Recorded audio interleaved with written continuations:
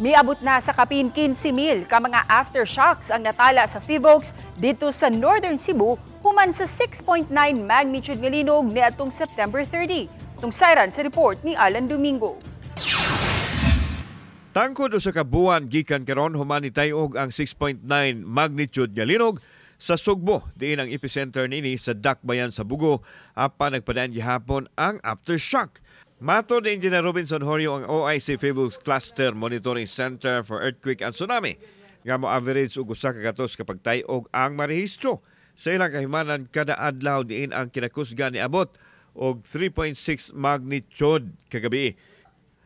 Giklaro nini nga kasarangan lang kini sa mga kusog nga linog nga muuyog sa yuta. Dagko gani mga significant nga events, liba 6.9 nga linog. Siyempre naginay mga arrangement sa ato ang mga kayutaan ba nga katong nang lihok. Labi na nakita tag mga uplift, naputay mga ground subsidence, kato siya mag-rearrange until mo settle down siya to stable state na.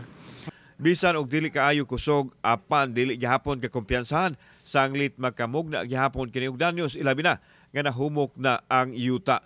Gidugang nini nga nabuak na ang bato ug ang yuta nga giagian sa linog sa 6.9 magnitude busa wa nay susamang gikusgon nga mahitabo. Inanay ra usab kini mawagtang ang pag-uyog sa yuta. Naagi na siya yung mga effect, posibleng effect kay naman sa pagtayog pagyapon. So, siyempre, mauyog man na sila, ma-disturb para gihapon nimo to. Tung siguro, sinkhole nga wala magpakita to, ma-intensify or either magkadako. Kauban si Clifford Lumayag, ako si Alan Domingo. Balitang Bisdak.